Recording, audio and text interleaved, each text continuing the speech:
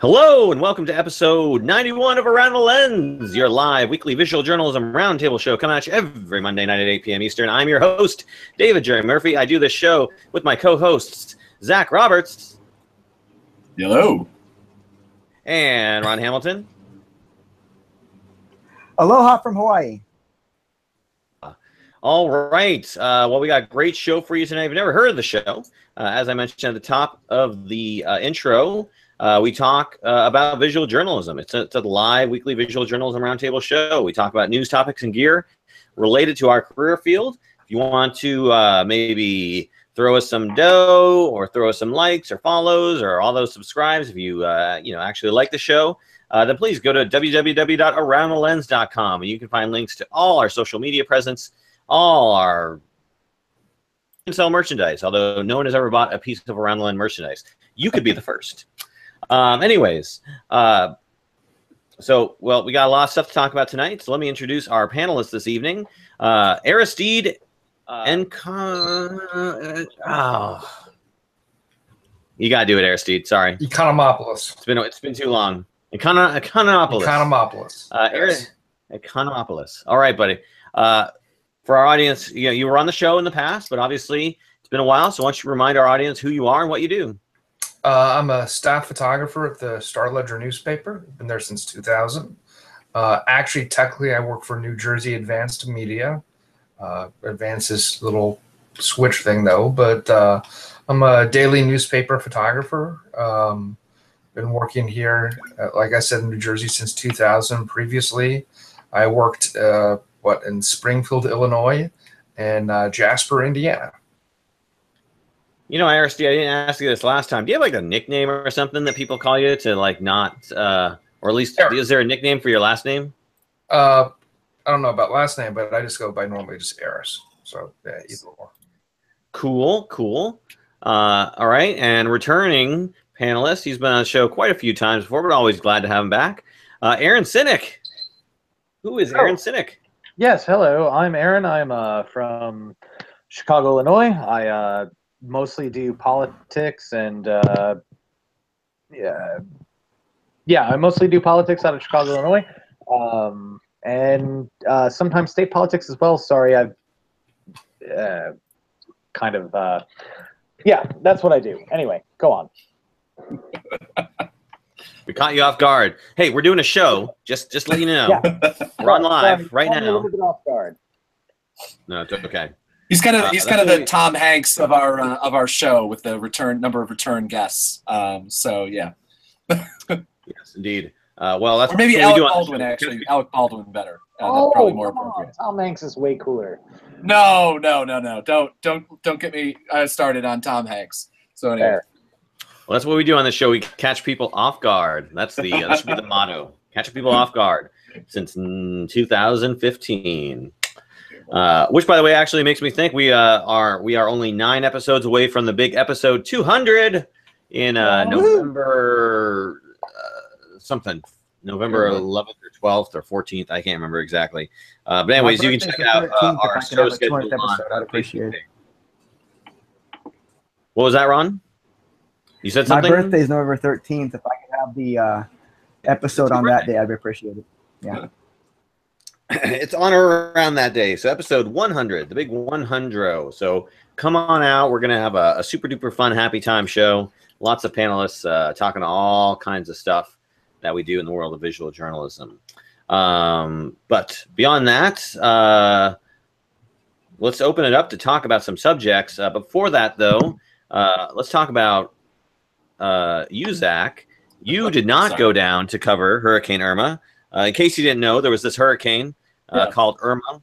Really just did not get the amount of coverage I think that it needed to get. It didn't. I mean, I think a lot of yeah.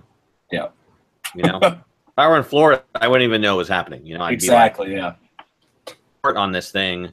I really need a reporter standing in 80 to 90 mile an hour winds getting pelted on by rain to really understand, the impact of this storm. Thank goodness for that. Otherwise, how would I even know a hurricane is going on? How would you even know what wind looks like and what sort of effect it has on human beings? You just wouldn't. And I was really hoping to get a shot of you out in like, Tampa area or something, getting winded on. The audio would have been horrible, but it would have been so perfect.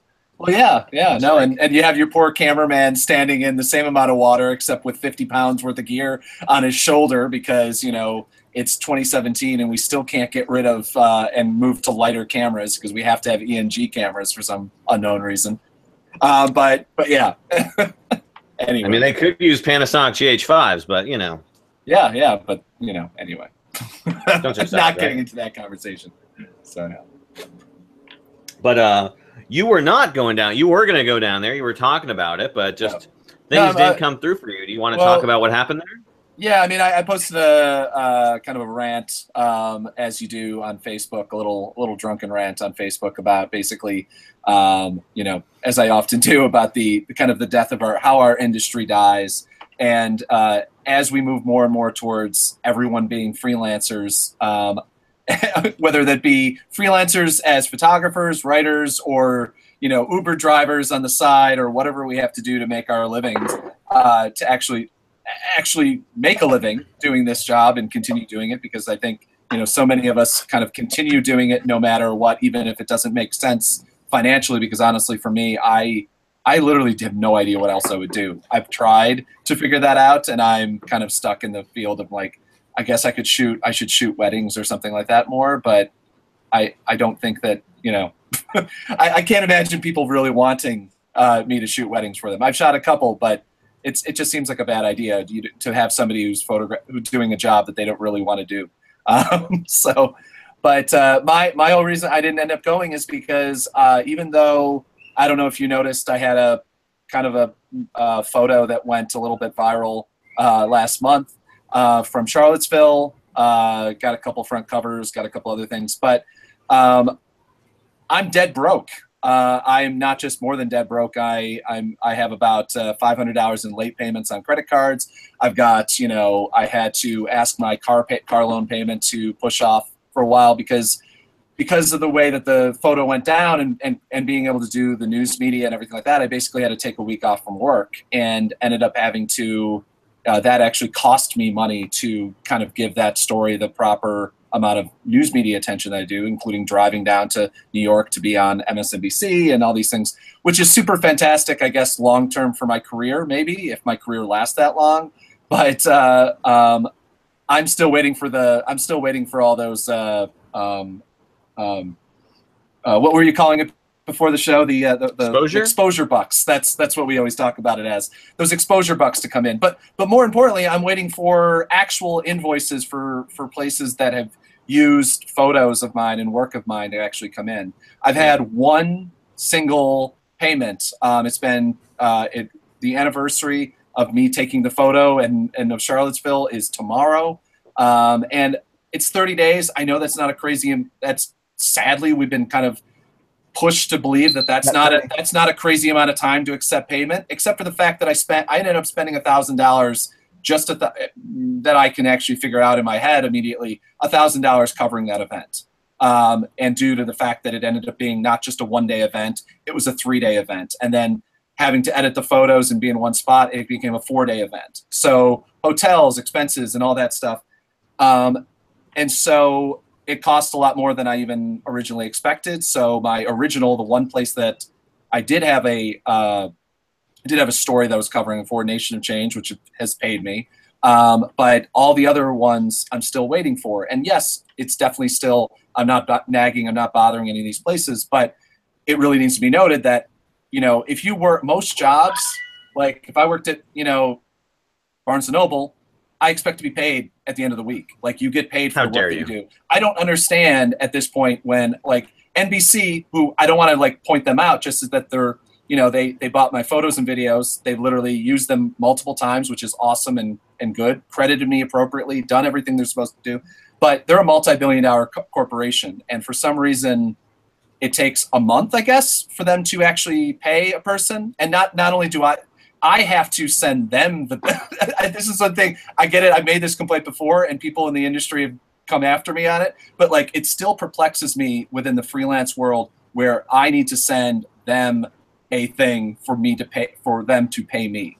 I have to do more work and invoicing and everything like that, which is something which is a day upon itself a lot of times to figure out who the proper person is I have to contact and all those things that it's just, it's not something that's really built into the payment system that you have to do, and having to spend the time to try to go after people and everything like that once it goes on. Because I also don't know when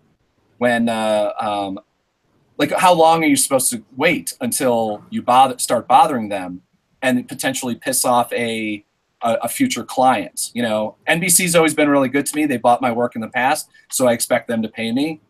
So I don't want to. It's just literally like that's the first one that comes to mind that has, they're owned by Comcast. They have more money than the federal government does at any given time. And it's one of those things where it's like I can't cover future events as a freelancer until I have the money from the last event that I covered. And usually there isn't such a long gap between two events. Usually I'm covering one thing after another.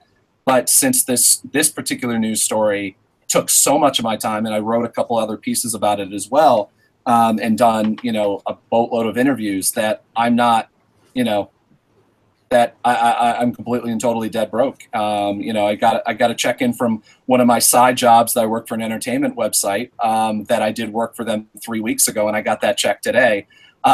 So it's just amazes me that some of the largest corporations in the world take their damn time to pay people, but they, for some reason, they expect the Washington Post has an auto bill pay for every time I pay my monthly subscription.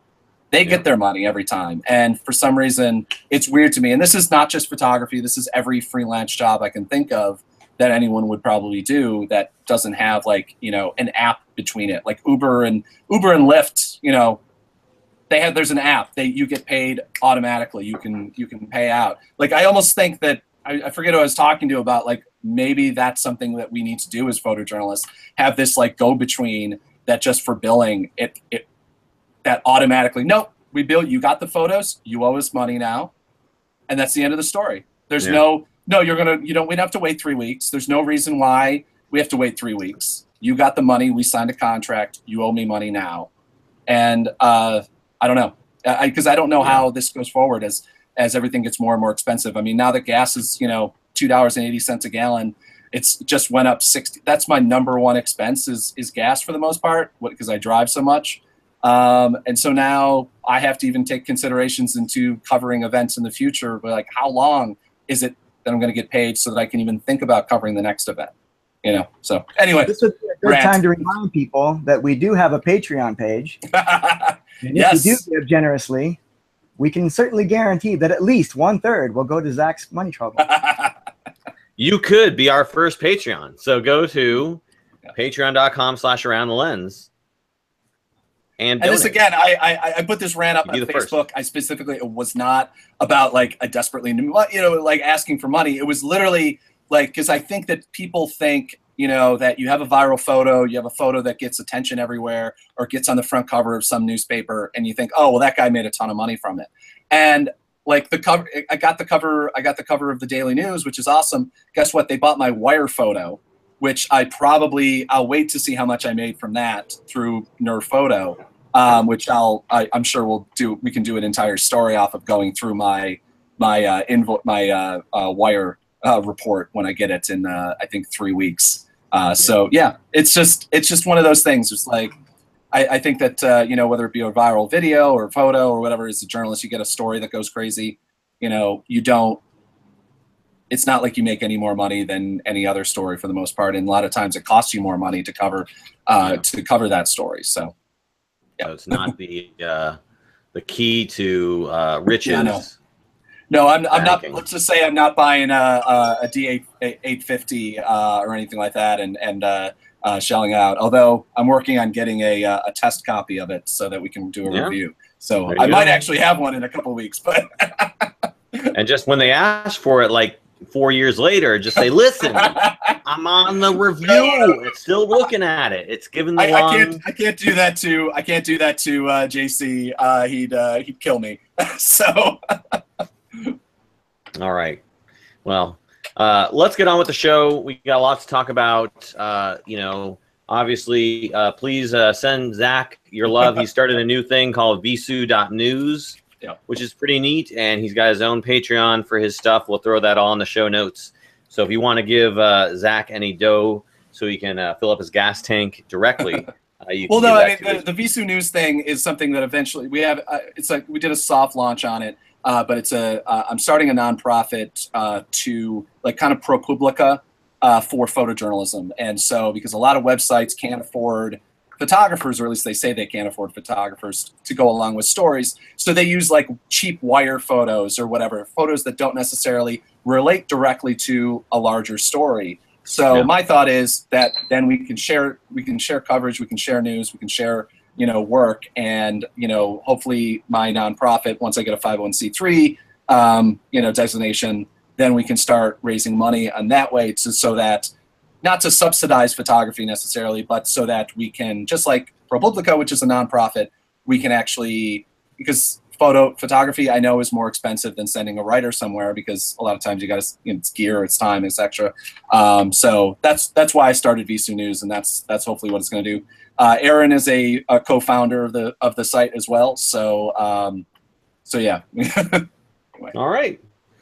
Well, good luck with that. Let's get on with the show. So I thought this was pretty funny, and not only funny because it's just a wicked, crazy story. But I follow a YouTuber named Philip DeFranco. I watch him almost every day. He's a very entertaining fellow, and he actually talked about this story. So to hear a story related to the world of photojournalism make it to, I guess, mainstream? No? I don't know. I don't know what you consider that. But I guess to make it to someone who has millions and millions of followers, I thought was pretty interesting. But the gist of it is essentially that there was a photojournalist by the name of Eduardo Martins from Brazil, a 32-year-old. Great story here. He was abused as a child. He beat leukemia as a young adult. I mean, I'm not saying that's great that he overcame that. This international photojournalist. I mean, really just an inspiring story. He went to Mosul, Iraq. He went to Raqqa, Gaza Strip. Has over 125,000 Instagram followers. I would love to have this guy on the show to talk about his amazing career. Yep. Unfortunately, he doesn't exist. He's a fake photojournalist. And I think it's funny because I've never heard of this before. I mean, in terms of jobs that you would fake yourself as to sort of, I guess, make your career on and make money off of, photojournalism seems like the most kind of outlandish one to pick, just because it's not a millionaire, as Zach can tell you. He's not making do-re-mi. I mean, I'm surprised that Eduardo didn't take your photo, Zach, because, I mean, that's quite the photo. But anyways, yeah, so this guy was potentially taking people's photos, flipping them, inverting them to fool the photo editors and the different systems used to prevent this sort of, copyright infringement and stealing people's work. His identity is actually based off of a surfer named Max Hepworth Povey. No idea his identity being stolen, but he would superimpose photos of this guy on top of like areas where he said he was at, like Raqqa and whatever, and then again he would essentially sell this concept to different agencies, and they would buy it, and then they would buy his work, which was again stuff that he had taken from other people and just flipped. So I think he made a pretty decent amount of money from it. He eventually got caught out by another photographer or photo editor, who looked into his past and figured out, oh, this guy isn't who he was supposed to be. So anyways, pretty crazy story. Let's open up to you all for discussion. What do you guys think of this situation overall? I mean, any thoughts? Can you believe something like this even happened? Aristide, what are your thoughts on this story? It's somebody exploiting the system and how the business is used today, and that you really don't have editors vetting people. Somebody was just maybe they knew the business or in the business or not, and for these editors who have to just literally shuffle pictures all over the place, they're not really having a relationship with these photographers. So I think it's a byproduct of the 24-hour news cycle, sadly. And somebody, maybe for his own jolly or whatever like that, wants to abuse it and make fun of people. I don't know. The sad thing is that it hurts our credibility in general. Yeah. And we've been suffering from that. And,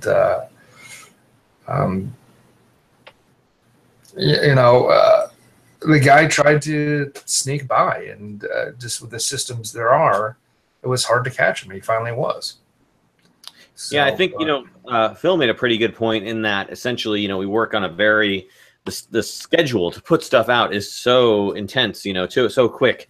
Everybody needs to put stuff out. So it's like people are putting stuff out before they're even vetting any of this stuff. And so you get people like him who can slip through the cracks because he knows the news cycle is so quick that I personally don't even work with photo editors at my place of work now. We don't have any photo editors.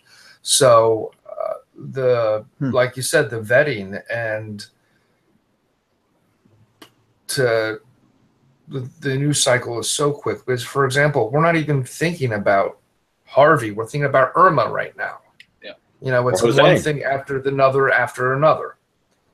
And so somebody's going to get notoriety and fame because of mine. I mean, who knows how much money, if he made money off it or not, though, but just a major FU to the business, essentially. Yeah.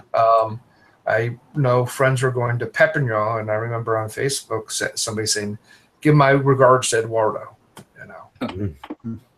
Yeah, I mean, there's not even, we don't even know if this is one person or a group of people. But I mean, I think he probably made money off this, but I don't know for sure. But I mean, just like with Zach, I mean, it's like somebody uses your imagery and then you send them an invoice, and then it gets to the invoicing department and they just pay it, whatever, 3 months or whenever down the road. Which, by the way, Zach, you're experiencing the same thing. Graphic art, just like you said, every other freelance field, graphic artists, I've heard many stories from them because I used to be in that field, who it's the same exact thing, How about you, Aaron? Any thoughts on the fake-tographer? I mean, it's not surprising, but I mean, it's a thing that's going to happen. It's going to happen more frequently, and I think that there's something to be said about the fact that, right now, what was it? I think it was yesterday, maybe the day before, where the White House social media director tweeted out a video that he said was from Miami International Airport. And it turned out it was not from Miami International Airport. It was actually apparently it was from Mexico, although I can't confirm that because I only looked through like 6 or 7 different videos that said that. But the fact that I went and did that kind of fact checking and the White House didn't, and they just sent this out and said, "Oh, well, this is a thing." That is a problem, and that is a huge problem, and that is what you're seeing here, which is that, like, I mean, people are just saying, like, "Hey," and when you look through that guy's feed, he's just pulling video content from everywhere on the internet and posting it as if, this is a thing that he's doing himself, which is not genuine. And then in addition, this is the same person who like a week or two ago, here are the pictures that the mainstream media doesn't want you to see, and all of those photos were shot by an AP photographer. So we have this problem today where, visual journalism is just being stolen right from its creators by everyone to use for whatever the fuck, whatever the hell they want. My apologies. And that is a huge problem, and I sadly don't see I don't see how we're going to fix that. Well, actually, you're starting to, believe it or not, it's become a business of going after copyright infringers. Yep. There's a New York lawyer, that's all he does. I know a photographer, she makes more money. She's owned her rights for the past 30 years. She makes more money than assignment work going after people stealing her copyright. Well, is that I feel bad I was pronounced her name wrong. She started a foundation basically out of that money, and she's actually turned it around, and she gives out I think like $1,000 scholarships to about $10,000 a year. She gives out $10,000 a year. I think it's 1,000 for 10 different photographers just to do the work that they need to do, like for no other reason, which is awesome. That's the best type of the best sort of grant too. Her and Todd Bigelow have been very, very vocal about photographers keeping their rights. Yeah. And that's really important because you undercut everybody else then too. For me, I'm on staff somewhere, so I don't own my rights, which is sometimes frustrating, especially I know later on when we're going to talk about 9/11.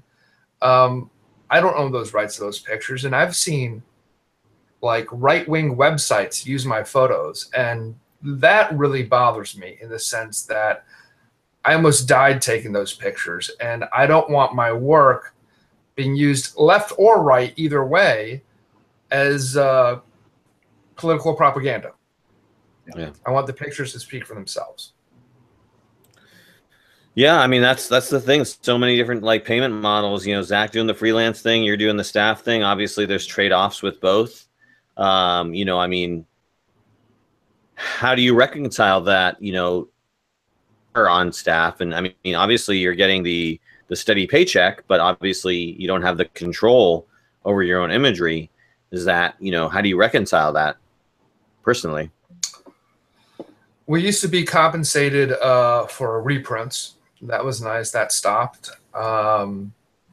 It is a trade-off from gear to health insurance and all of that. But for a freelancer who doesn't own their rights, that's severely dangerous in the sense that owning your pictures and the resale value is kind of like your 401k, right? In a way. At least I get that being a staffer. Mm-hmm.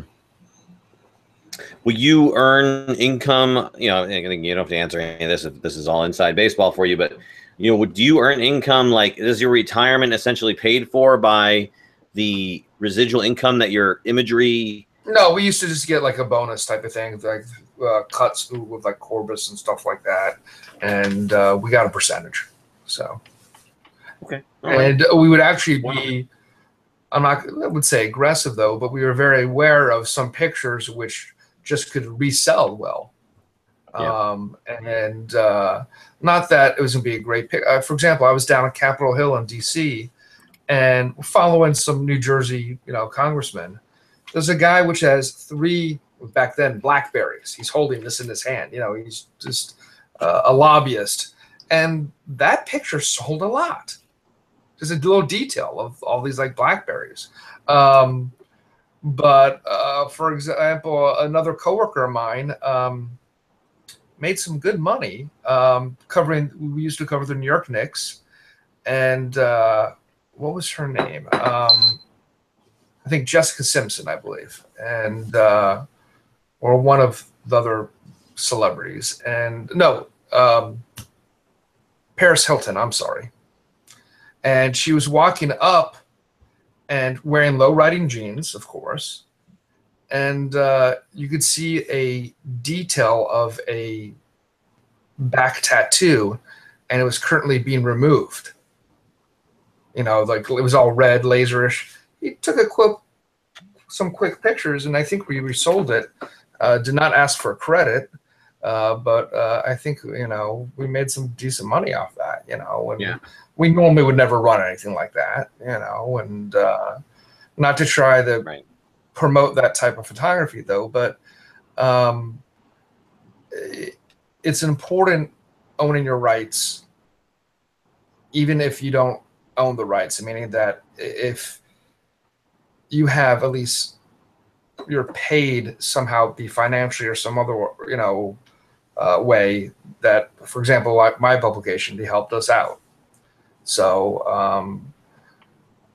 I think that's a big thing. Okay. Let's go ahead and move on. Unless Ron, is that a fire extinguisher, fire alarm by chance? I know that our audience listening is going to be like, "What is that noise?" I don't know. Oh, that's me. Actually, I thought it was there's in Patterson. There's an armed robbery right now. I'll put it on vibrate. I apologize. Okay. There's a shooting in Trenton right now, and a 2-alarm fire. That's what my station says about that. Maybe I got an alert too. Oh my goodness! You see, Turn mine off.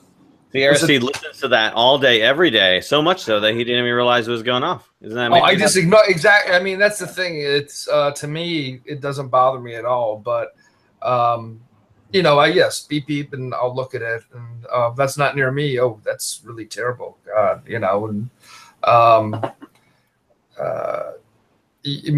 you're naive if you don't realize what's happening in one day, which is going on, and that's why I think you count your blessings. Yeah, no, absolutely. Any thoughts, Ron or Zach? Before we move on. Yeah, go ahead, Ron. No, that's all right, Zach. Go ahead. No, so I mean, there's a real dangerous also if you God forbid you start reading Reddit and kind of different things, but like kind of the Cory Doctorow people when it comes to like discussions about copyright and how long copyright should last. There's this really dangerous kind of undertone on the internet that basically, well, if it's posted on the internet and it was originally in the New York Times or wherever, they got their money and then that's done. Then they shouldn't have to ever get their money for that again. It came out of the kind of Napster-esque sort of, well, I bought their CD once. That means that I can just download it again or do whatever, which has its arguments. But with photography, they don't seem to so many people don't know about the inside aspects of the industry that, I mean, like I can show you on my Wire feed, I'll take a photo that has been published in Vanity Fair, it's been published in Time and everything, and I made $35 from it, and it's been published, maybe that would be actually probably big, or published in The Guardian, and I made I had 3 photos once published on the Guardian's website in a big feature, a feature portfolio spread that they did about the, one of the, I think it was after the Paris attacks, and it was just photos of memorials around the world. 3 photos. They bought them for $2.50 a piece from my Wire. I got $1.25 from that, and people don't really understand on how the industry works. They think that once it's posted somewhere, it's been paid, and it means that whatever. Like you said, my Wire catalog, which will continually make me money, hopefully, is what actually is my only thing that I have anywhere near covering retirement. The fact that I spent the money way more, probably still, maybe I've broken even at this point, covering the GOP convention and got those photos of Donald Trump and followed him around that entire time in 2016 and spent all that money out of my own pocket for the most part. That's the only thing that's going to keep me, hopefully, at least it'll be the closest thing that I have to Social Security, because we all know Social Security is not going to be around in 30 years. Come on. So I mean, it's the closest thing even that I got. I don't even have a 401k. I've never even worked in one of those jobs. But we all know that anything that most people have had for at least since the Roosevelt administration is not going to be around when I retire, if I ever get a chance to retire. So the catalogs and the thing, I finally just got a copyright lawyer, which is something I should have done a long time ago. And thank Lord, because they're already finding things for me, and hopefully I can become the next Youngie Kim and start a scholarship fund as well. But I'm kind of doubtful because she's done much more incredibly amazing work than I have, and unfortunately her work gets stolen a lot more. But yeah, so. Well, Zach, you shouldn't really worry about Social Security being around in 30 years because, in your line of work, I don't think you'll be around in 30 years either. Jesus, dangerous life, man. Jesus, Ron, we got dangerous life here. Wow. Well, then cover those protests, buddy. Anyway, any thoughts from you, Ron, before we move on? Well, no, just more of the same, and then to add on is when I was with the paper, it was a freelance position, and the paper owned everything I shot, but they always let me resell it if I wanted to, even though the contract said I couldn't. They always gave me permission. Yeah. And the same thing with my TV station. The contract says everything I submit is theirs, and they have the sole, copyright, I guess. But they don't bother me when I want to do anything either. Same thing. So it's like a written agreement and then the gentleman's agreement. Yeah. Well, here's the thing. I shot for the military when I was in the Marine Corps, and much like a staff photographer, I own none of my own work. But unlike a staff photographer, everyone can use my work free of charge because it's all public domain. So there you go. You can enter it in photo contests. You can, but they hopefully they do their work, and you don't get they don't award that person the win. But anyways, again, let's move on. So anyways, don't be a fake person and try and sell other people's stuff. I think that's the moral of the story here. So our next story is well, I guess we should make the announcement. I guess it's pretty obvious to anyone, but we're recording tonight on 9/11. So if you're watching us live, you're hearing this on 9/11. You might be listening to this after the fact, but we're recording on 9/11. So I figured today would be an optimal opportunity to talk about where we were on that fateful day and talk about, again, how the event has affected us, either our careers or personal lives. So I'd like to start with you, Aristide, because you, again, volunteered to be on the show to talk about your experience. And you've already mentioned or given a little hint that you were around for that. So why don't you go ahead and tell us your experience and story? Oh, boy. Here we go.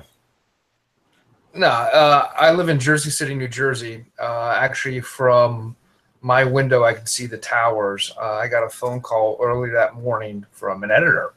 Actually, technically, the day started at 8:22. My mom called me, and I'm 30 years old, and I was actually rather pissed off because I was out partying the night before. I didn't have to work till 3 o'clock the next day, and why the hell are you waking me up?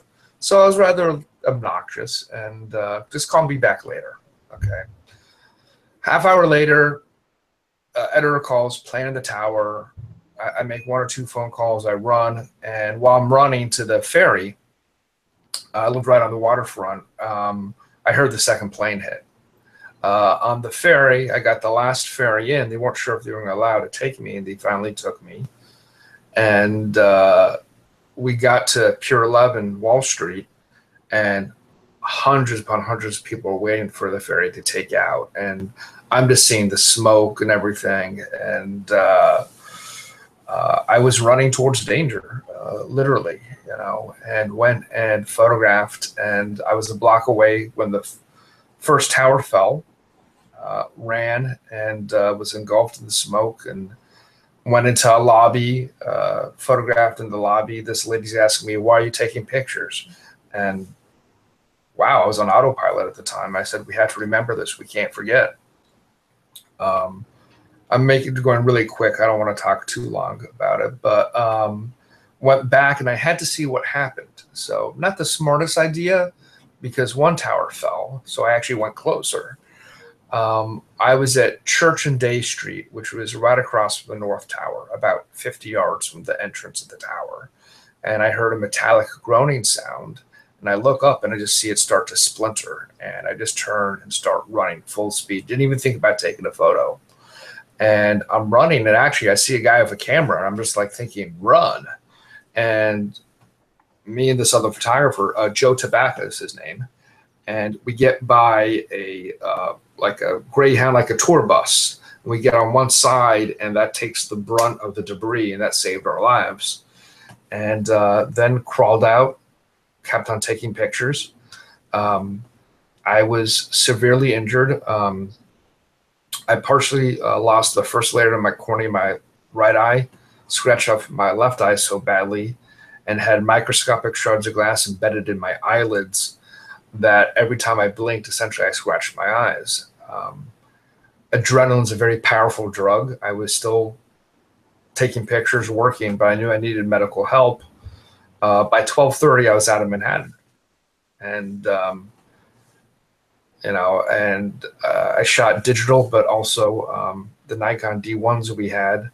the shutters kept on busting, and I brought one of my Canon film cameras and photographed that, and I knew I had to get back to the paper, but now I'm back in Jersey City, and I needed medical help, and they took me to the hospital, and I didn't get back to the paper till 7 o'clock, and went through a lot of pictures. Some editors were really helpful, and lab tech was really helpful, and the whole staff was just very supportive, and it was a traumatic day.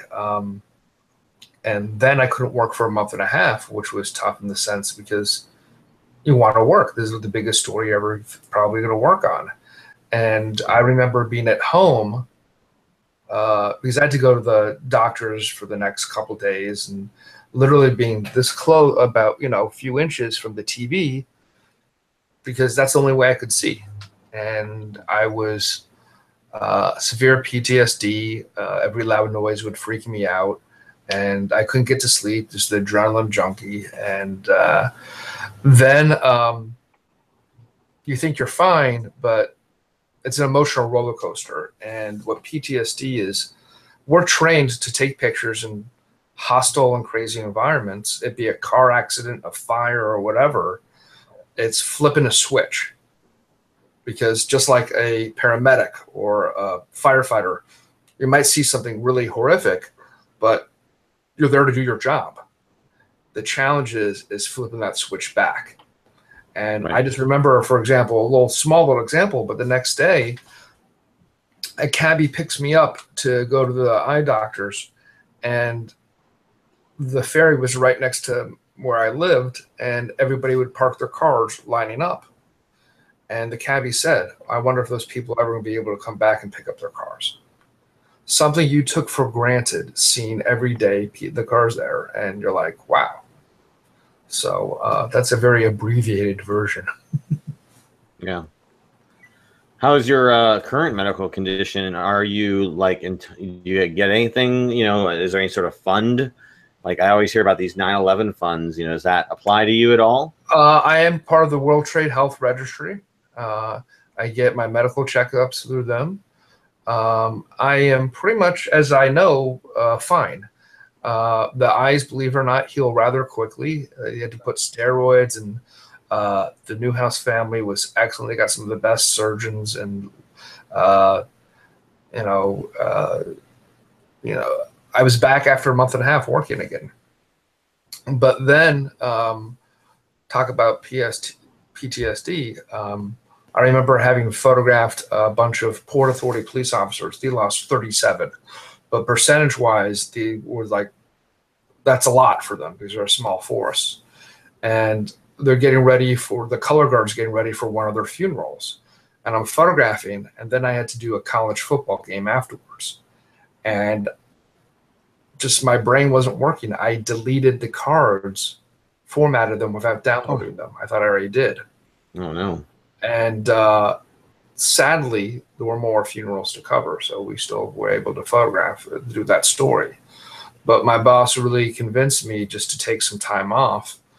And so of all things, I went, and it's now November, someplace nice and warm. And I went with a colleague, and I am a journalist. We went to Cuba for the first time ever. And the people there were so beautiful. This person comes up to me, oh, you're American? And oh, you're a New Yorker? I mean, literally, I'm just on the other side of the river.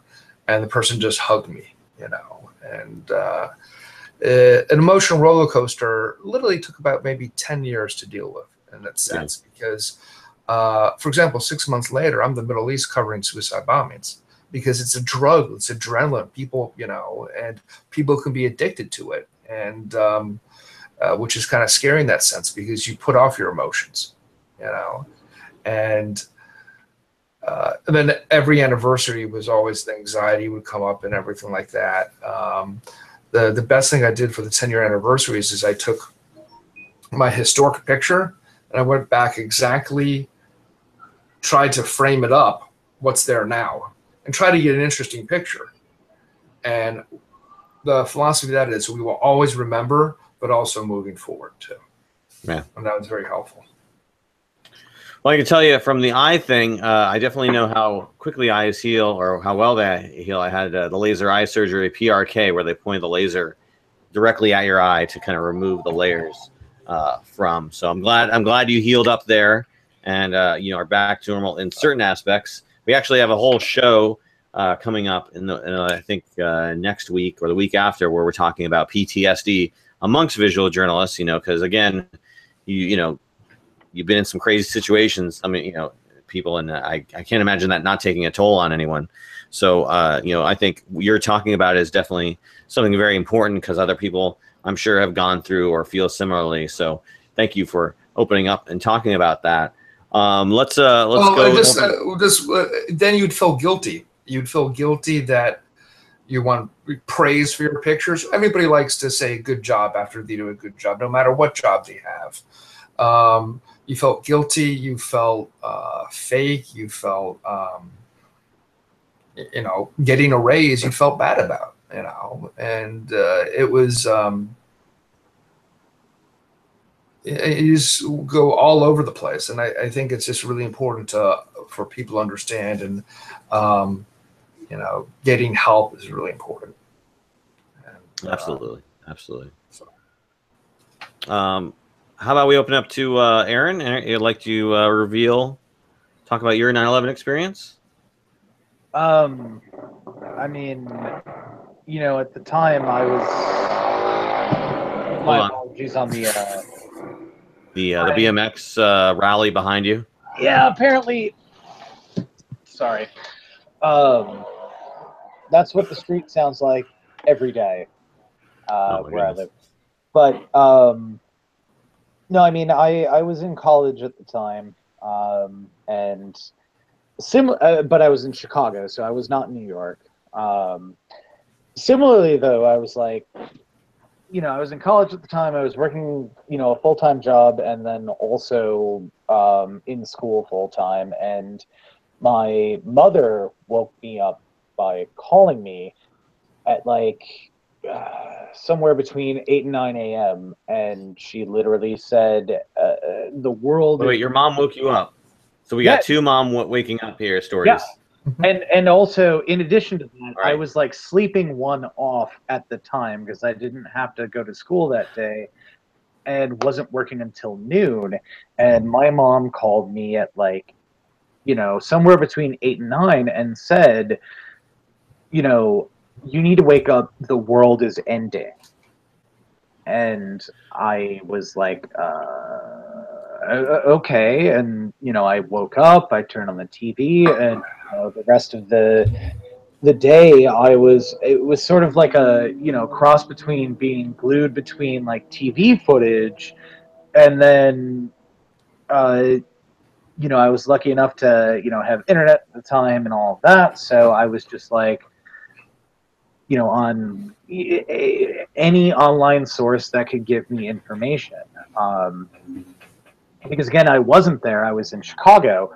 But the interesting thing is, like, my mom continued to call me before I, went to work, and was, because she was working in the Loop, and at the time I was staying in the suburbs, and during that, because of what was happening and the fact that no one knew exactly what could happen, major cities were like, oh shit, what could happen? And so, people's workplaces, like in, the Loop in Chicago, were like, yeah, okay, you can go home, or we need to evacuate or whatever. So there was this kind of like general panic, even in, the Midwest, where it was like, obviously this is not happening there, but because at 9, 10, 11 a.m.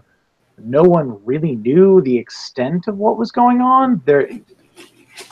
People were understandably freaking out, and so that was kind of my experience was just I mean, again, I was in college at the time, so it was like I wasn't anywhere where there was any kind of danger, but people were just sending me information about how they were, or they at least felt in danger. And so, honestly, I can't really make any kind of good commentary here because, like, I was not there, if that makes sense. All right. But how did it, like, you know, I mean, what was the overall, like, situation around you and, like, you know, everyone around you? I mean, you weren't in danger, but. I mean, at one point, I remember, you know, just before I went to work, you know, walking outside the house and hearing a sonic boom over my house at the time, and realizing that was like, you know, because all flights had been grounded, and so, you know, seeing a plane or hearing a sonic boom was kind of, you know, that was like, oh shit, what? Sorry, oh dear, what was happening? And it was, you know, just like, oh, okay, that's obviously military planes, or that's Air Force One, or, you know, that's someone being transported, you know, that needs to get where they're going because everything else has been grounded. So it was this kind of like, you know, there was a panic, I think, that was felt throughout the country, but there, you know, whatever people felt in the Midwest, I don't, that has nothing on what happened to people who were actually there, right? If that makes sense. Like, well, I think a number of people in the Midwest had like a disconnect. Because first of all, you're so far away, you can't. You know, you're only really, you're living this through the internet or TV or newspapers, in the sense that, so you couldn't travel there, and if you had loved ones there or anything like that, it was it might as well have been across the world, essentially. Right, and I think, but in addition to that, there was this weird panic that happened, and I shouldn't call it weird, but I mean, because, you know, justifiable, because there was a point in time where no one knew what was happening, and so even, you know, people in Chicago were like, oh my God, you know, is somebody going to fly a plane into the Sears Tower? Is somebody, you know, is something bad going to happen here? And, you know, the loop emptied that day. Everybody, you know, let folks go home from work early or whatever. At least if you were downtown, because in part it was a safety thing. It was like, well, we have no idea what's going to happen next. So what do we do to mitigate this? Because this already happened over here. So, you know, let's plan for this or whatever. At least that's what I guess it was. Well, that's, I mean, that's the goal of terrorism, to create terror, to fear, which will paralyze in that sense. And it's being resilient. I mean, you have your immediately place of attack, but then you have people afraid to go to work, afraid to fly, afraid to be in tall buildings. So the whole country essentially is a victim in that sense. Right, but that, I mean, yes, and I think that, you know, folks in the Midwest reacted in that kind of way where it was like, okay, this just happened, you know, right now, and we don't know where things are going, so okay, we're going to leave downtown because we're afraid. And so that, I think, is a thing. I mean, that's at least what I remember from that day. You know, it wasn't like a mass panic, but it was like a happening. How far does this go? Oh my God, I can't believe this is happening.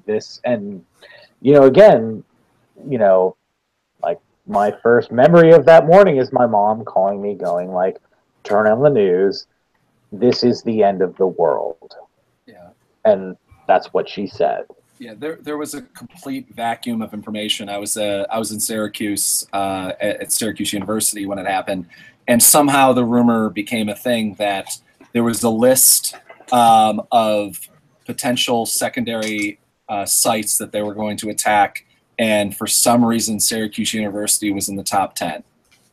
Like, no factual information, no actual thing, that there was a list found in like Afghanistan or something like that. I mean, it was like this complete insane thing, but at the moment he had no idea what happened, and so everybody was convinced that it was happening. Well, also you got to put in perspective. I mean, Pan Am bombing. So Syracuse has a very tender spot for terror. This was. I doubt that a single one of the kids that were there knew about the Pan Am bombing. If the teachers or something like that said, I'm with you on that. But I mean, it's I would say probably 30 or 40% of Syracuse University's class is actually from Long Island and that area. So like my friend actually had her dad was actually stuck in the subway right near the tower, and so she lost contact with him for a while. And I mean, I don't know. The teachers weren't exactly kind. They kept classes open and everything like that. So that's the whole thing. But I don't know what that was. But buzzing us right now. Yeah. Ron, what was going on in Hawaii at the time? Actually, I was living in Dallas at the time, and I got a call from a previous show guest who gave me a call and said, "Hey, a little Cessna just hit the towers in New York City." And I said, "Well, that sounds ridiculous. All right, great. Leave me alone. I'm busy playing video games." And then I was listening to Howard Stern on the radio, actually, who broadcast out of New York at the time. And that's how I got the news. And then my first thought was, oh, my God. Second thought was, what kind of knee-jerk reaction is the government going to have to trample our liberties and use this as an excuse that they've had planned all along? Oh, God. And sure enough, really? That was my second thought. My first thought was, oh, my God. About a half a second later, my second thought was, what's the government going to do to justify their jackbooted ideas? Okay. Interesting. I think I was right. Interesting. I was in the Marines at the time and stationed at Quantico, and as I was walking to my office, it happened, and I didn't know about it, but a guy driving his car by me said to me, "We go to war." I was like, "Okay." No explanation. Oh no! They said they flew plane into the towers. We're going to war. I was like, "Okay, thank you." And I walked along, not knowing anything what was going on. Went to work, started, sit at my desk, do my job, and I can't remember if somebody else brought it up to me or if I mentioned it to somebody, and we turned on the TV because nobody else knew what was going on either. We don't just sit at work and watch TV. Anyways, I think maybe I mentioned it. I think I said somebody turned on the TV to check what was going on, and then they were watching TV, and I was answering the phone at the front desk, and got a bunch of people calling me saying like, and I was just like, "Your loved one is okay. They're right here." And I had that going for about the next few hours, especially when the Pentagon got hit. So, that happened, and then we were on lockdown. The base was on lockdown for, I can't remember how long exactly, whether it was hours or days, but we were on sort of on call, ready to go type for the next few weeks, and be a while before us as regular military folk went, but it was a scary time. We didn't know what was going on. Obviously there was a lot of speculation and whatnot, but that I didn't have obviously it was not too far from us. We were in Quantico, Virginia, so the Pentagon wasn't too far. But I didn't have any necessarily personal connection to anyone there or anyone at the Pentagon. So personally, but obviously being in the military time, we didn't know exactly what was going to happen, if we were going to deploy, if we were going to have to respond somewhere. So that was kind of the uncertainty thing there was sort of the thing we were most worried about. But that was my experience. Eventually did deploy to Iraq, but that was many, many years later.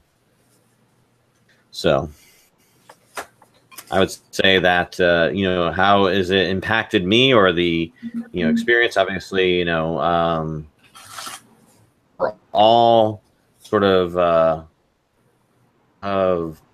those of us who grew up through it. We're all cognizant of the how real a situation was, and how we have to, I think, be aware of that type of thing from happening. Obviously, there are organizations and people looking out to try to prevent that type of stuff from happening again in the future, but ultimately you have to go on and live your life, otherwise what they say. So just live your life normally as much as you can. That's sort of my philosophy. I'm not going to try to let my life be impacted, but unfortunately we as a nation, I think, have been impacted a lot by it, in terms of how we do things. I mean, trying to go through airport security and all that. Now you got to take out your camera gear and have it individually inspected. I tell you, it's not the world we lived in before. But I mean, does anyone remember the world before? Like going through airport security, or just walk through? I cannot. I think I only flew like once or twice before that, so I don't know. Much. I don't have much perspective, but it is interesting. Immediately after 9/11. Oh. No, go ahead. Interesting. No, go ahead, Ron. Go ahead. Well, that's all right. I was just saying, immediately after 9/11, maybe October, the same year, I was flying to Detroit, and before TSA, this is still pre TSA still. This is not TSA yet, and. Middle Eastern guy in front of me in line, about one or two people in front of me, is going through the metal detector, and he tells the girl, "It's okay, no bombs." God. And I thought the airport was, I thought for sure guns were going to be drawn, but the girl says, "Okay, sir, just come on through." And that was the end of that. Yeah. No incident whatsoever. Go ahead. It was interesting. Yeah. I just, I'm always amazed. The way the rest of the country has dealt with it. Obviously, I wasn't there, but upstate New York, we have in DeWitt, we have a part of the trade tower as a memorial. I don't know why, but we do. We didn't have anybody I don't know of anybody like town figures or police that went down there that died in the towers or anything. I was in Alaska for the 10th anniversary, and I covered a Sarah Palin event that was the 9/11 remembrance celebration, and they had a sheet cake that said 9/11 remembrance on it and a big American flag. And she spoke at it and had her normal word salad, and with all these photos and imagery from September 11th like playing behind her, and I can't really remember being more. There's been a lot of events since then, but that was one of the first events that I was physically shaking with rage, and the fact, the way that these politicians were using the event to remember a group of people who they continually would speak out about how terrible New York is, and how they decided to politicize this event and kind of forget that the people that they're memorializing are people who they use in political messaging to talk about how horrible the East Coast is, the elites and everything like that. And so, yeah, that was just, that's actually my only 9/11 memory, is the fact that being completely disgusted by how people have used it since then. And, I think that still happens now. I mean, I've seen more than one person in my, social media feeds who have posted photos of selfies, been like, "Oh yeah, we're remembering 9/11. Here's a selfie." Yeah. And it's them and their kid, or it's them and their significant other or whatever, and they have American flag T-shirts and that kind of thing. And the responses are like, "Oh hey, great pic. Oh hey, great whatever." And it's like there's something that's just really god awful about that. Like, oh, okay, we're remembering this, and then the responses are like, oh, hey, yeah, you have a great photo. Like, what is that? And why is that a thing? All right, well, let's go and move on to our last topic this evening. We're getting kind of late in the show. This is all about a cop shooting a photographer, and they have body camera footage to show it. And basically, the story is that New Carlisle News photographer Andy Grimm was shot on Monday evening. This is from September 7th, so you do the math. After pulling out his camera and tripod and trying to shoot a traffic stop, the bullet grazed his arm, and another one, so he was shot twice, hit him in the side. So I don't know of any other instance, and you'd all correct me if I'm wrong, where a cop is just shot a photographer for thinking whatever, for just doing their job, like, and not in sort of a, I would say, necessarily aggressive situation. He had a tripod, which I would say, I don't use a tripod, most times, but I guess he thought he was being attacked by someone who sets up a tripod on a gun. I don't know, a gun on a tripod, but sorry. No, go ahead, Aaron, please. I actually have an instance where a cop literally shot directly at someone, which is a live streamer friend of mine. His name is he goes by @revolutionary_Z on Twitter, and he's a person who does mostly what he does is live streaming. And he's literally been everywhere, and he's the person who shot the video. He shot video that's been aired across every network of the car in Charlottesville. But prior to that, he was in Standing Rock, and the police in Standing Rock actually shot directly at him, at his hand, and with the intention of breaking his camera there. So I'm not actually shocked by this. I might be outraged by it, but I'm not shocked by this, because this actually happens a lot more than I think people give credit to, where authorities or whoever literally target journalists. And this, the idea of someone being shot at for doing their work isn't surprising to me. It's sad, but again, like I said, a guy I know, who I know that Zach knows as well, he got shot literally in Standing Rock in the hand, and they specifically targeted his hand because he was shooting video from his phone. Wow. Any other situations similar to you guys? I mean, the reason that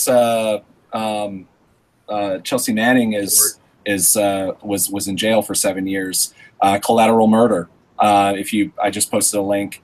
I mean, the United States bombed a photographer because they thought his Canon telephoto lens was a gun, even though everyone, unless he had tape over the white parts of his lens, it would be a very weird looking gun. This incident, though, to me is such a weird, like, it's just kind of, this officer is clearly too edgy, too on edge to actually be out in the force. I mean, if you think that if first off, your first response is to just shoot at a body, that's your response, then it's unbelievable to me. I mean, I haven't been in this situation, but if your first response is to just aimlessly shoot at, actually weirdly well targeted shoot at a body who you think has a gun, possibly, maybe, but actually is a camera and a tripod, which both objects look nothing like guns.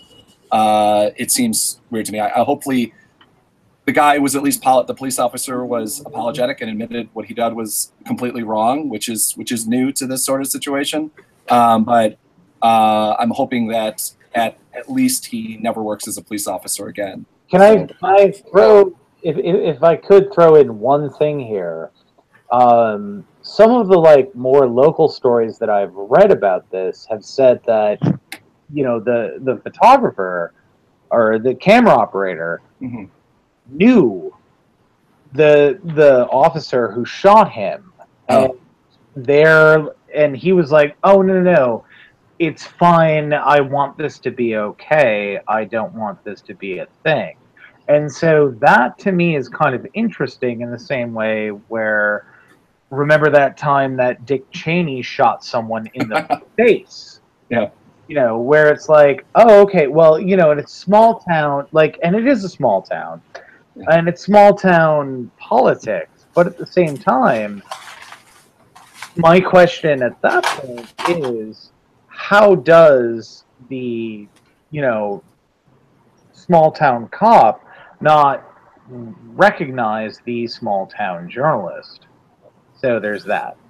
Well, the biggest thing is, and I'm not an expert on law enforcement, I did follow a whole cadet class once, but police are trained to identify their subject before firing.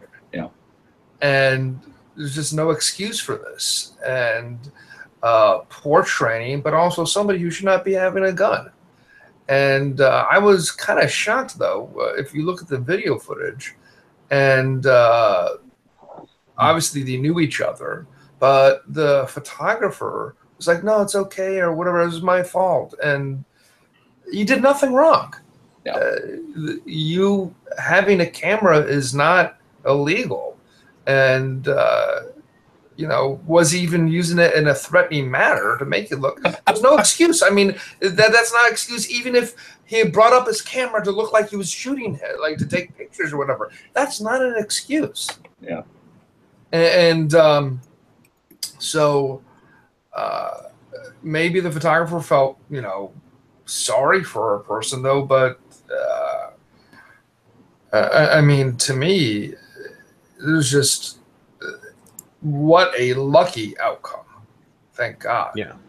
Imagine if he killed him. I mean, that would have been horrible. Well, a whole different story behind it. I hate to say, Can we just backpedal for a minute and say, why have we gotten to the point where it's imagined if he killed that person? Like, why are any of us doing our jobs under? Why should we be worried about this? Well, because I think, this is the first time it's happened to a journalist, but how many innocent civilians have been this happened to, and countless times. So with more and more body cameras, this is going to be exposed more, and I think it's symbolic of, lack of training. It really is. So I think it's just a shock, and it's here's my question. I don't mean to cut you off or no. Go ahead. I'm almost speechless because it's just. Is it lack of training? Because I know that in my experience as a journalist in Chicago, who has filmed literally hundreds of protests, I have been targeted. I have been followed home by the police. Yeah. I have, I have had the crap beat out of me, as have my colleagues, as have other people. It's not an aberration. And so the idea that someone actually firing live ammunition, that's never happened. But the idea that police are targeting journalists is not an aberration. I would say I think that this story actually is just because it wasn't the usual what we experience covering protests, especially in New York, DC, and in Chicago. Yeah, this was not intentionally going after a journalist. This is not the usual time when we get our heads beat in, we get targeted for pepper spray, we get targeted for arrest. Just the weird. This actually is the one weird exception. The story as a whole is not exceptional. It happens all the time. Police targeting journalists, but I actually don't. Based on what the story is from both the journalist and the police officer, I would actually believe in this scenario it actually was an aberration, that he was not the training. I see.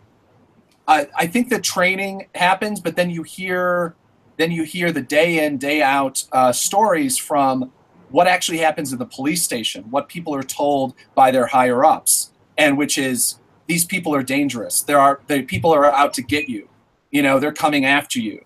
There's this. I'm trying to remember what the name of this fantastic documentary that I just watched a couple months ago is, but about the militarization of the police force, where they're actually trained to shoot first, ask questions later. That's actually words in the training setup, and that's not happening necessarily in the actual the police academy, but it's happening in the years and years afterwards. And people become. You find that officers that have or police officers that have actually been in the force longer become more and more cynical, and more and more shoot first. They should be the opposite. They should be more experienced and hold back, but it becomes the opposite because they're receiving an excessive amount of training saying that these people are dangerous. I still remember hearing things coming out of during Occupy Wall Street, talking the police force, internal memos and internal things, talking about how dangerous Occupy Wall Street protesters were, and how you had this automatic, like,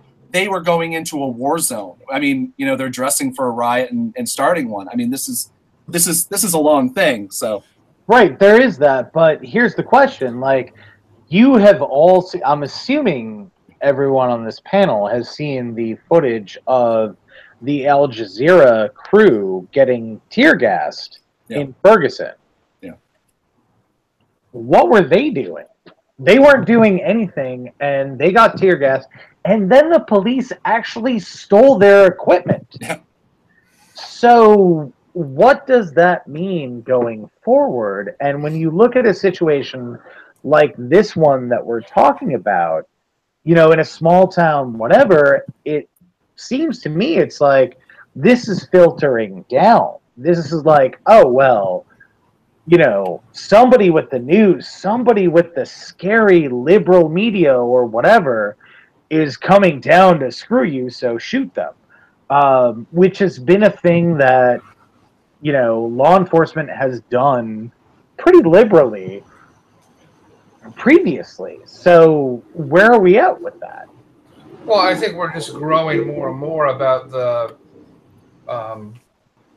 we are not an enemy of the state in that sense. And I think you're having the biggest distrust ever of news.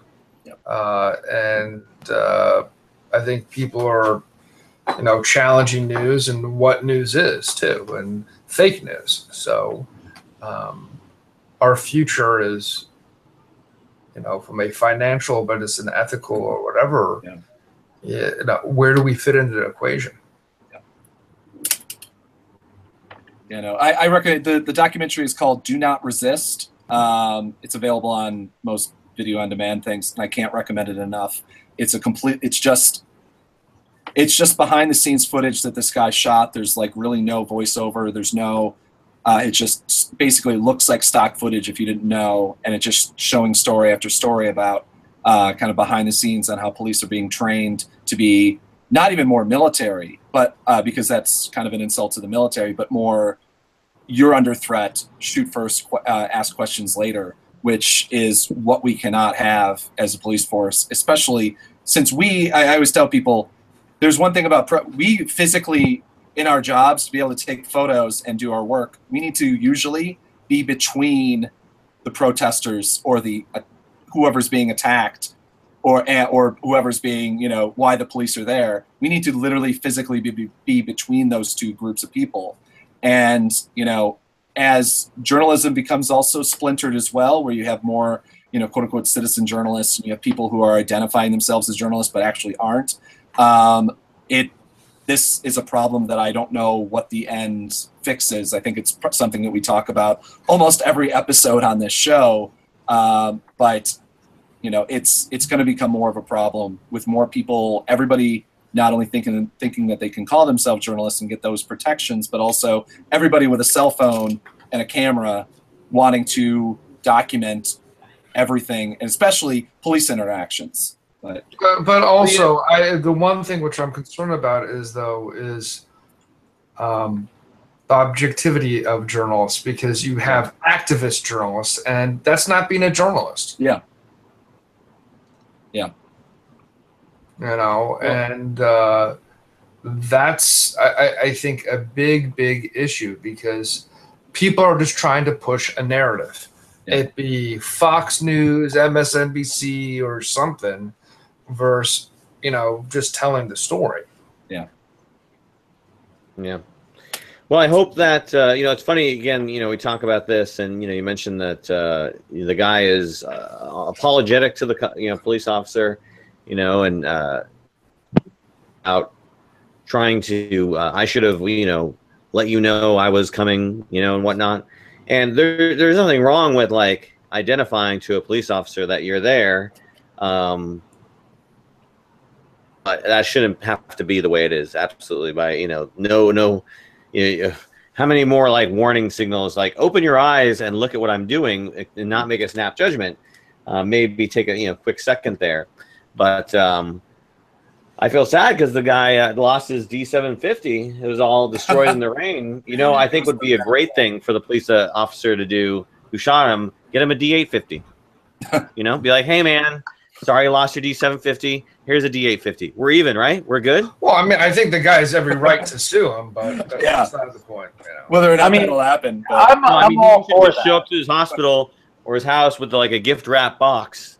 Be like, here you go. There's also by the way, a story there that it seems that it wasn't whoever he was working for equipment, that it was his own equipment. That's the way that, at least that he's made, the photographers made it sound, which is, there's a story there as well about he risked, you know, he probably just doing like a really normal B-roll type thing where it's like, okay, so there's need to get some video and some stills of this random police stop, because I think he, you know, another story I mentioned that it's part of a larger story, but the fact that he was shooting with his own equipment and he seemed to be a staffer of some level.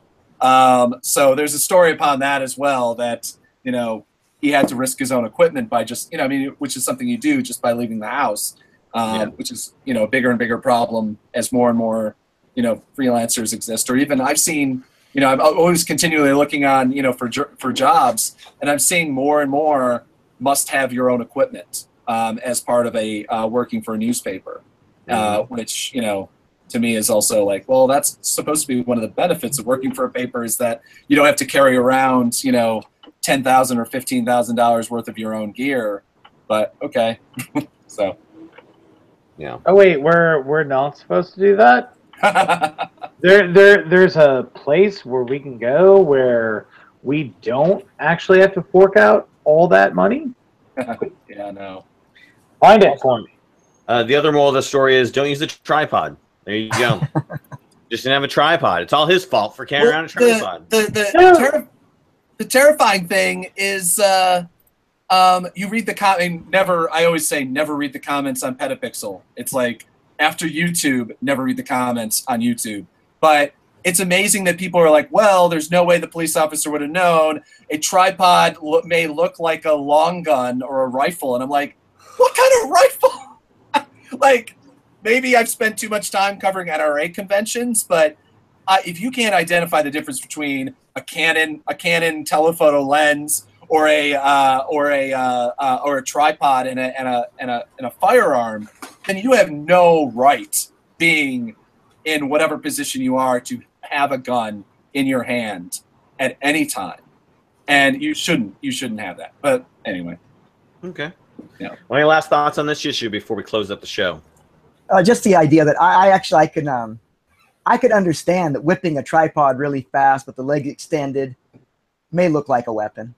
I was in the park recently, and I pulled into the park, and I'm not the most attentive person sometimes, and I see this fellow in front of me with a walking cane tied around his neck like a bandolier. Yeah, there you go, like that, exactly. That looks like for those of you with the audio version of the program, you don't see Dave has got his tripod in a rifle-shaped confection here.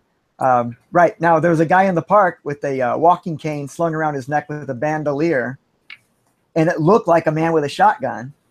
And oh, it's a guy with the cane around his neck, and I didn't think anything of it. The police came rolling up. They also said, oh, it's a man with a cane around his neck, and they left him alone. Thank God he wasn't a 13-year-old black kid. He would have been just shot right out of the car. Anyway. We don't have any 13-year-old black kids in Hawaii. Well, that's true, yeah. Really? Interesting. The white people are minority in Hawaii. We're all Hawaiians here. All right. Oh, by the way, I did just for everybody's information, I did reach out to Andy Grimm, the photographer in question, through his newspaper to ask if he wanted to come on the show and talk about it. I have not received any response yet, but I still got my fingers crossed. Any minute now.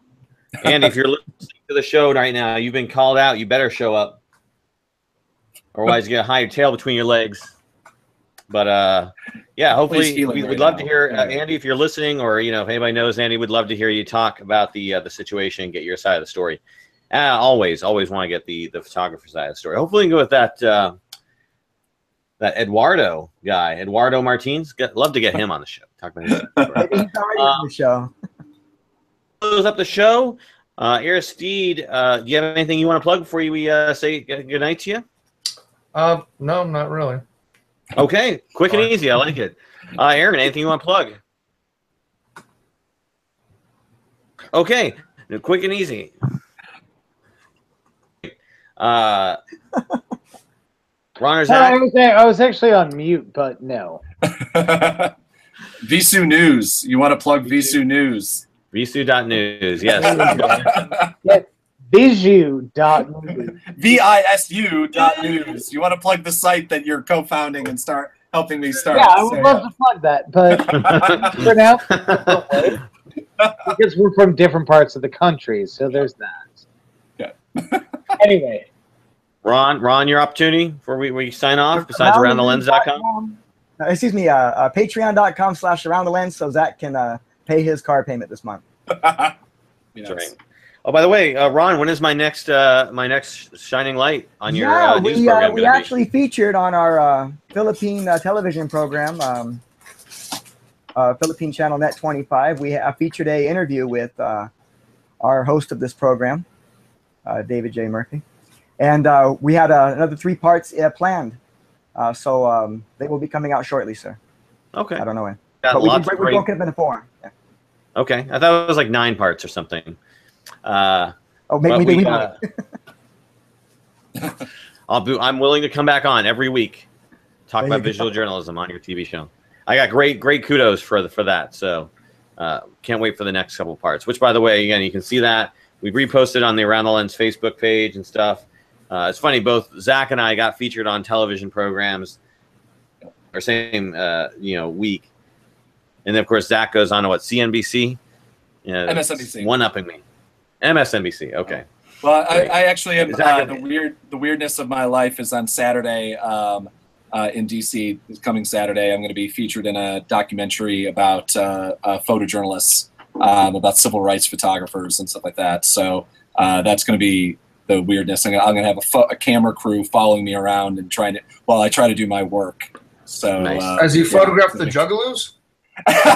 Well, there's was it Mother of All rallies going on afterwards, and then also the next day there's a environmental event, so I'm hoping they'll stick around for that. But there's supposed to be a big face-off between Juggalos, Antifa, and that. What? Can I throw in on that? Okay. For 1 second, just to say that the Juggalos, and I know them because I was at the gathering and I've done Juggalo stuff beforehand, but the Juggalos had their rally planned way before the white supremacists did. And the idea that the two of them are going to have this face-off is weird because one of them were always going to come and the other one was like, oh yeah, we're going to show up there at the same time. Yeah. I just want to throw that in for historical purposes. Yes. All right. Well, That has been episode Around the Lens, episode 91. I want to thank our panelists for joining us this evening, Aaron Sinek and Aristide Economopoulos. You guys have been great. Thank you so much for your time. For Ron Hamilton and Zach Roberts, I am David J. Murphy. This has again been Around the Lens, episode 91, and we are out.